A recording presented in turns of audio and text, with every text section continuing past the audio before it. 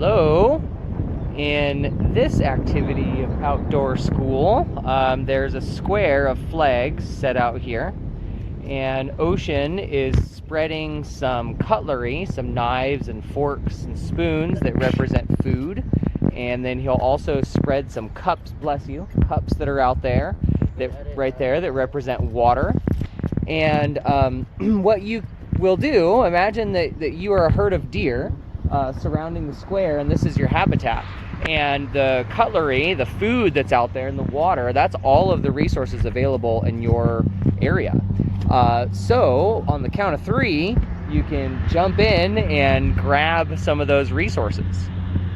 Okay, and after round 1, go ahead and change, some of the dynamics. So you can either change the size of the square to be a smaller habitat with the same amount of resources, or you can change the amount of resources that are available in the area, and then see what happens to the animals that are scavenging for the resources.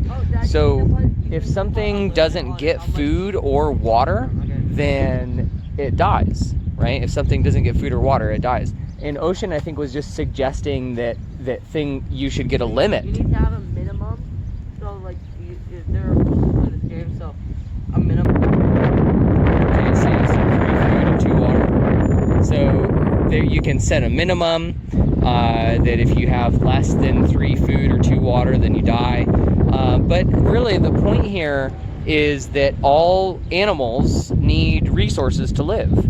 All animals, and we all share a lot of similar resources, even though different plants, different animals need different plants and things like this. So what this exercise of competition for resources can show is that the whole ecology all around us, we all share the same stuff. It's not like a conscious thing, like I share with my brother, like, oh, there's not enough for both of us, so I have to consciously give them some and share.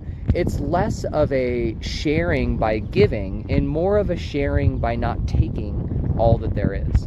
So that's kind of how an ecology runs or is balanced, is by not taking as much as there is possible. Okay, so we're going to go ahead and play this game real quick, and then we'll move on to the web of life. So after 3 rounds of having the resources after each round, keeping the square the same, we dueled and tied 1 round, 2nd round, and then on the 3rd round there was only enough water for one of us to survive, and Ocean drank it all, and I died. Alright, let's talk a little bit about the web of life. Okay, in this web of life demo, this string that I'm kind of wearing around me here, and using these animal cards, or just animals that you sort of think of on your own, maybe in the desert ecology. What I like to do is distribute the cards, or you can draw the animals and the cards on either side of a circle. And for each of these animals that the sun's rays, so that's the string here, the sun's rays, okay, they give energy to the sagebrush, and then the sage grouse eat parts of the sagebrush, so some of the sun's energy, a string would go to those. And then perhaps the golden eagle eats the sage grouse, some bird-on-bird carnivore action. So a line of string would go from the sage grouse to the golden eagle. And in this way, we can keep thinking about how how competition, as well as the food pyramid, or the prey and predator relationships of the pyramid, can concentrate the sun's energy from the very base of the pyramid, the primary producers of the plants, all the way up to the top predators. So Ocean and I are going to try to make a little food web here, and we'll see how that goes. So instead of doing a food web, because there's 2 of us, it would be a food line, and we can pass it back and forth between animals, but it doesn't quite make the web. Instead, we're going to use our cards to kind of do almost like a game of war, like you might with a regular deck of cards, with who gets higher or lower. We're going to exercise our conception of predator and prey by doing a showdown. So maybe draw a card randomly. and Okay, I'm screwed. lay it down. Ah, it's 2 plants, so nobody eats anybody else. Let's try another one.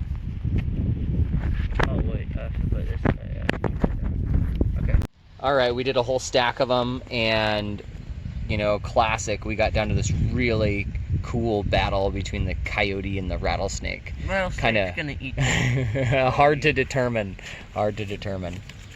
But this is an exercise in the web of life. I'm thinking how nutrients and energy from the sun just exchange around, because energy is actually never created nor destroyed. It's just exchanged between one thing and another, and that's what makes the web of life here on Earth. So I hope you've enjoyed a lot of these outdoor school projects, investigating things like water chemistry and ecology and water pollution, and today things like the web of life. There's a little bit to think about as far as beavers go. They're sort of a keystone species here along the riparian habitats in the desert that allow a lot of water to filter in, that allow a lot of these other species to really be supported by the water and the sunshine. Okay.